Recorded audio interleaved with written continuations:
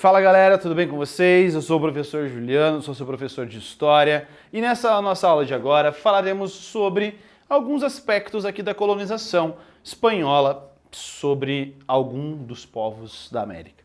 Mais especificamente nessa nossa aula, falaremos sobre a dominação dos Incas, tá? E também, além disso, um adendo que nós faremos no início dessa nossa explicação vai ser sobre a chamada motivação religiosa, né?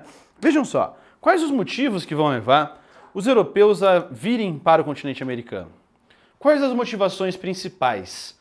A gente tem que ter uma motivação econômica, né? Vamos anotar aqui então alguns aspectos importantes. Motivações. Eu não vou escrever tudo aqui, motivações de conquista da América, porque fica muito extenso e também fica feio, né? Assim já fica bonitinho, você já sabe qual que é o tema, você já consegue se organizar caso você queira copiar alguma coisa no seu caderno. Motivações. A maioria dos processos de conquista, de expansão, guerras, conflitos, batalhas, sempre que tiver uma prova perguntando para você qual o motivo de tal guerra, pode responder: poder, disputa econômica, disputa de território. A tua chance de tirar uns 50% de acerto nessa tua pergunta é muito grande, tá? É bem provável que você tire lá uns 50% da tua nota. Se valer 10, você tira 5. Certeza. Todas as guerras acontecem pelo mesmo motivo, né? Então, as motivações que fazem os espanhóis virem para cá.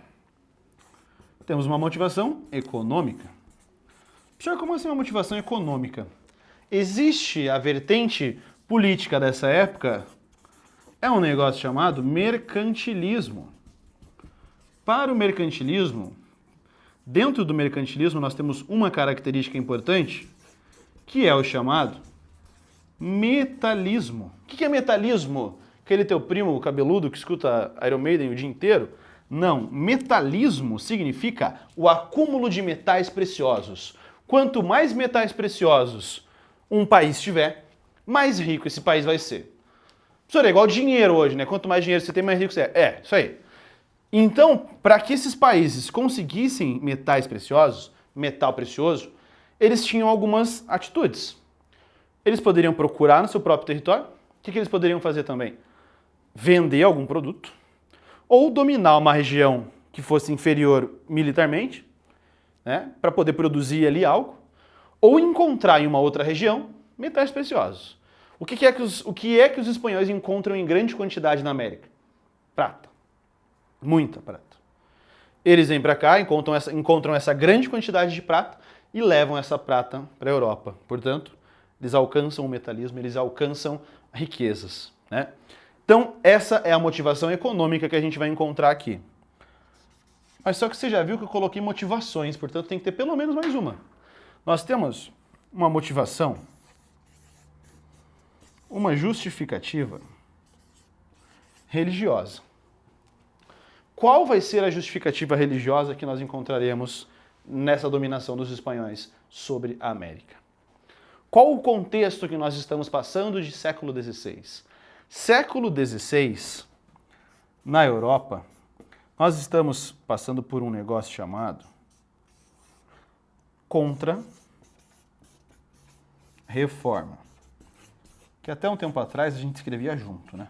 Separado, quer dizer, agora é junto. Contra-Reforma. A Contra-Reforma foram as ações que a Igreja Católica tomou para combater o avanço da Igreja Protestante na Europa. Então a Igreja Católica estava perdendo fiéis. Portanto, ela desenvolve a Contra-Reforma para tentar angariar fiéis e também para perseguir protestantes, opositores ao poder e à religiosidade católica, né? E, além disso, eles achavam que os povos nativos da América eram povos ingênuos e também pagãos, mas só que deveriam ser convertidos ao catolicismo. Então, nesse contexto, uma das características, que fique claro, uma das características que a gente vai ter aqui é a chamada ordem jesuítica. Nós temos aqui os padres jesuítas, que entram em ação principalmente em qual continente? Americano. Nós temos muitas ações dos jesuítas no Brasil e principalmente na Espanha, né? Na Espanha não, nas colônias espanholas aqui na América que a gente está falando. Esse contexto que a gente tem, você vai ver a Igreja Católica, portanto, investindo grana nos países que estão empreendendo nas grandes navegações. Porque eles achavam que poderiam aumentar o número de fiéis, o número de grana arrecadada, o número de fiéis gera também o aumento do poder. Certo? Então, a busca por riquezas foi um grande motivador da expansão espanhola na América, mas houve também uma motivação religiosa muito forte nesse processo. Quando os espanhóis chegaram à América, a expulsão dos muçulmanos da Península Ibérica ainda era muito recente. Ou seja, a gente está falando ali de um conflito religioso anterior. Inspirados pela vitória nas guerras da Reconquista, Guerra de Reconquista é quando os espanhóis reconquistam algumas regiões da Península Ibérica, né? Quando eles dominam Granada, que foi o último reduto muçulmano ali. Os colonizadores europeus acreditavam que deveriam seguir no combate aos infiéis e ao paganismo, disseminando a religião católica. Então, os católicos achavam que eles deveriam perseguir outros praticantes de outras religiões, e aqui nós encontramos os povos astecas, os incas, os povos indígenas do Brasil que passam por esse processo, ok? Dá uma olhada aqui sobre um texto que a gente sempre utiliza literatura para poder compreender aspectos históricos, né? Sobre a mentalidade desse contexto que a gente está falando. Quem pode negar que usar pólvora contra os pagãos é oferecer incenso a Nosso Senhor? Desde que foi terminada a conquista sobre os mouros, que durou mais de 800 anos, começou a dos índios, de modo que os espanhóis sempre lutaram contra os infiéis e inimigos da fé de Jesus Cristo. Olha o que é isso. Eles consideravam os povos nativos da América inimigos da fé de Jesus Cristo. Por isso eles deveriam ser dominados. Primeiro, uma tentativa de acordo. Não aceitou? Domina militarmente, converte na marra os que sobreviverem. Todos os dias estávamos na igreja rezando de joelhos diante do altar e das imagens. Em primeiro lugar, para fazer o que como cristãos éramos obrigados, e em segundo lugar, para que Montezuma e todos os seus capitães vissem e imitassem-nos, e consequentemente viessem adorar ao ver-nos de joelhos diante da cruz, especialmente quando cantamos a Ave Maria. São trechos importantes sobre a mentalidade da cruzada na conquista do México, Tenochtitlan. Ok? Então, essa é a motivação religiosa que a gente tem. E nós falaremos agora sobre o comando, sobre a dominação que vai ocorrer sobre o Império Inca. Galera, o Império Inca ele é o maior império em extensão territorial dos impérios que existiam na América nesse contexto de chegada dos espanhóis e dos portugueses, dos europeus de uma forma geral. E habitava, ele existia, era localizado na região da Cordilheira dos Andes. Era um império muito grande, né?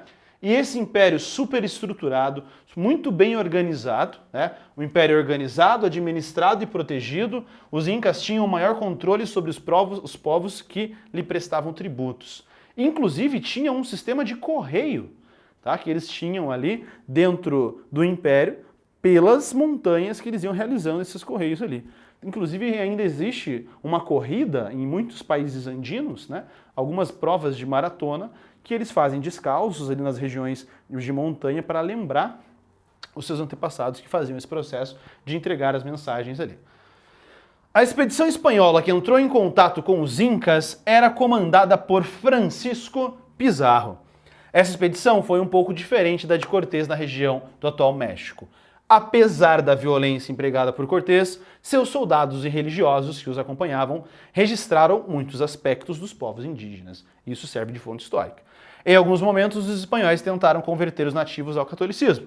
O caso de Pizarro foi muito mais violento. Não houve tentativas de conversão. Olha isso.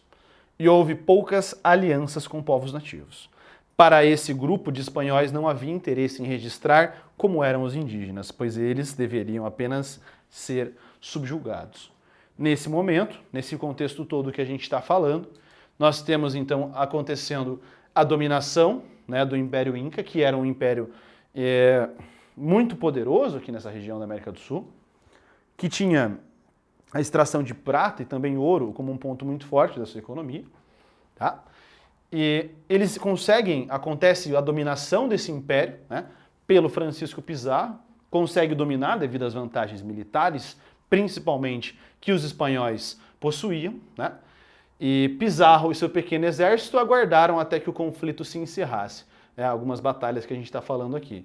No fim da guerra, foram convidados pelo imperador para um encontro. Eles são convidados pelo imperador do Império Inca, né?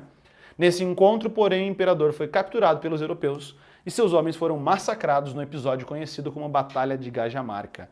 Usando-o como refém, os 180 espanhóis chegaram à capital, Cusco, em 1532. Atahualpa foi assassinado pelos espanhóis e o Império Inca foi dominado. Aqui a gente tem uma imagem da representação da execução do Atahualpa, que seria ali então o líder, o imperador do Império Inca, o chefe de governo do Império Inca ali. Beleza? Claro que a gente vai ter alguns focos de resistência, algumas tentativas de resistência à dominação espanhola aqui na América. Beleza, galera? Então nessa nossa aula a gente viu alguns aspectos da dominação espanhola sobre o chamado Império Inca. Ok? Eu sou o professor Juliano, forte abraço para vocês, bons estudos e até a nossa próxima aula. Tchau!